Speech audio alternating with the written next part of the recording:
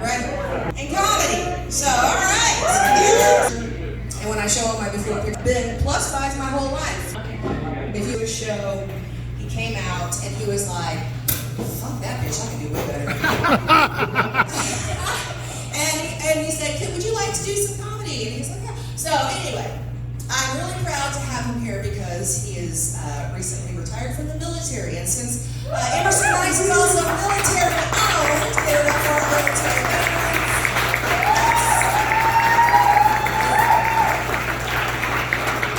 Because I can only speak for me personally, and I have never signed up for anything where I could be shot. So, thank you guys very much. Please make him feel welcome. You guys are going to love him. His name is Casey Martino.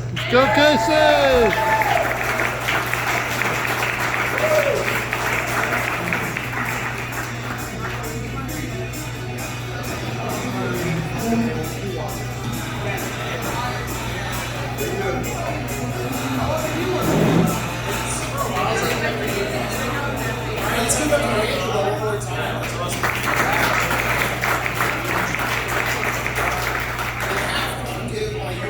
I struggle with short-term memory loss. This is not to get pity, I promise.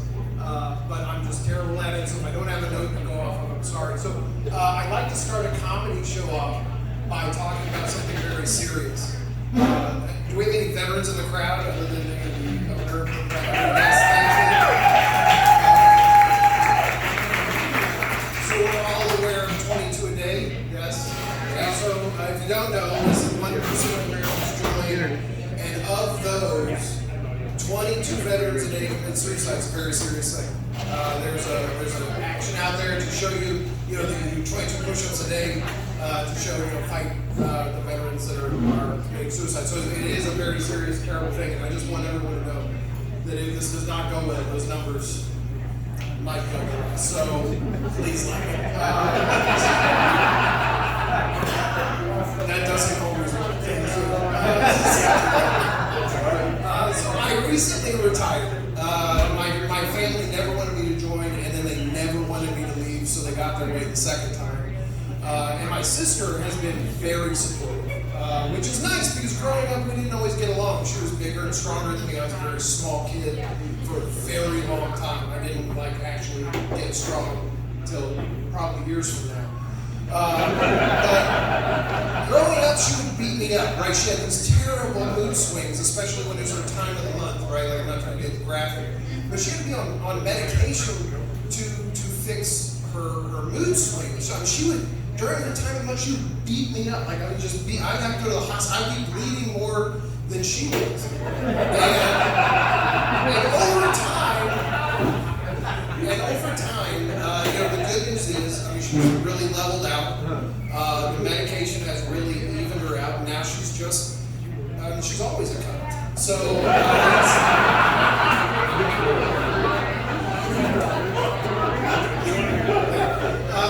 so I'd like to talk to you a little bit, give you a couple sea stories, a couple things about the Navy, right? One of the things, so I did 21 years. I got a buddy about to retire over here. He came out to see me from Colorado. Hey guys.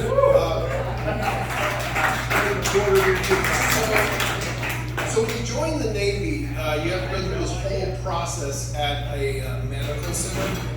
It looks like a high school building, right? And you're walking around all day, and finally towards the end of the day, they put you in your underwear, you're starting to duck walk. They're having to swing your arms out, make sure you can do all those things.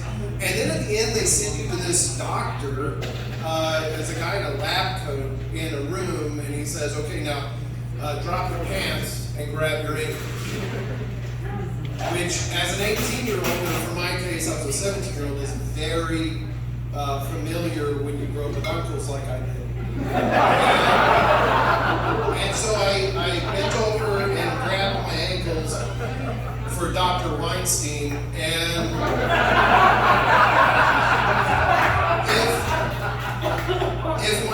if my butthole had a retina, he would have definitely gotten pink eye. He didn't touch me, he just got really close. And the weird thing was 21 years later, I go to retire, and the doctor's like, okay, as part of your exit physical, drop your pants and grab your ankles. I've done this before.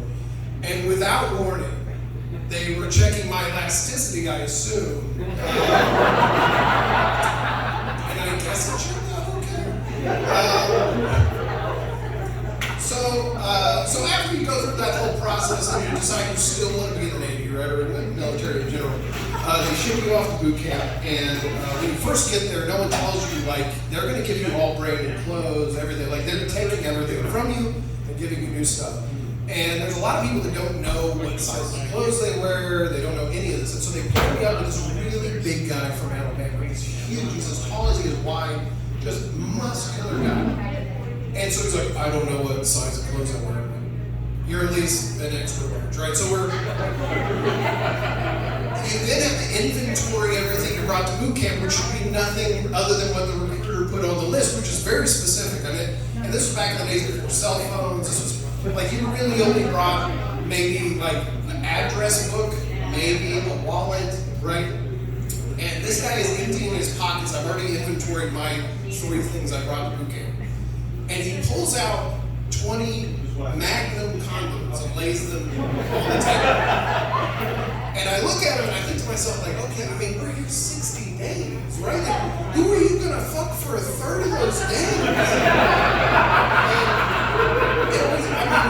It's incredible, the things that you see, going through that stuff. Leaving boot camp, I grew up all over the Midwest. My dad was a Williams and Matco pipeliner, so we were all over the place. Tulsa, Cleveland, all that. And so I grew up very sheltered. My first roommate was a gay Vietnamese guy. And I joined under Don't Ask, Don't Tell. Now, I have changed a lot. Let me preface this next joke with, I am not a bigot. I used to be. And I was raised to be one. It's not my fault. My mom did her best. So I joined the Navy. I've got this gay Vietnamese roommate. And he's always going out to the clubs with the other Asian guys. I'm like, hey, can I go with you? He's like, no. I'm like, it must be an Asian thing. And it was in the days before everybody had computers. And so he left to go to the club, and I was like, you know what? I'm going to look at his computer. I'm going to find some porn, because I was 18. And I start looking through, and I see this file that is like, sorry, something fell out of my pocket. So I see a file that is exactly 253 pictures. Okay, and I'm like, oh, this is porn, right? I know what this looks like. So I open the first picture, it's really good looking guy. I'm like, okay, cool, right, good looking guy. There's gonna be a good looking girl with these pictures. I click on the second one, and it's like him unbuttoning a button, right? And I'm like, okay, he's still good looking, right? I mean, shirt, no shirt. He's gonna have to get that shirt off eventually.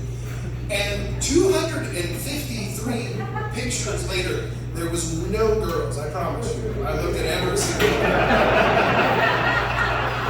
What I did see was picture by picture what it looks like if a man jerks off. It was terrifying. So I did what any reasonable bigot would do, is I went and I told on him to my boss, because we were under Don't Ask, Don't Tell. He must go. And he's a friend of mine to this day. Please don't walk out on this part.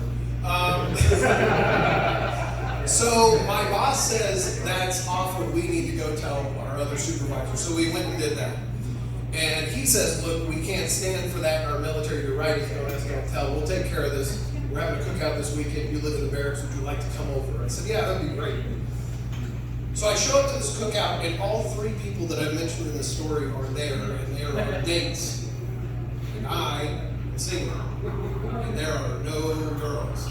And so that is not a joke as much as it's a real life story of like, wow, there's a whole world out there, and this is a terrible thing, right? So we got rid of Don't Ask, Don't Tell. We realized this is a terrible idea. We are 100% volunteer service. I don't care who you are. I don't care what you do. You're here to serve, right? So Florida decided, well, if it failed for the military, we're going to try it, and it's going to be called Don't Say Gay. So my daughter, we went on a vacation just before I retired to Florida, and she said, Dad, what is Don't Say Gay about? I said, it's really progressive. And my wife says, what do you mean? I said, well, for instance, you can't, so if you're a gay kid and you have, or if you're a straight kid and you have gay parents, you can't say that they're gay, so you have to come up with these alternative pronouns, right? So you're in preschool and they say, little Timmy, what did you do this weekend? You can't go, well, my dad took me to the zoo, right? No, little Timmy, that's not okay. We can't know that gay people exist in Florida. I don't know why. So then the kid has to come up with this, and he says, okay, fine. My parents, they took me to the zoo. Oh, that's great. Did you have fun? Oh yeah, we all had fun. We all had fun. Well, did you do anything else? No, we didn't really have a whole lot of time after my parents, got done blowing each other. But I didn't say baby, so that's very important to the story. That is all I've got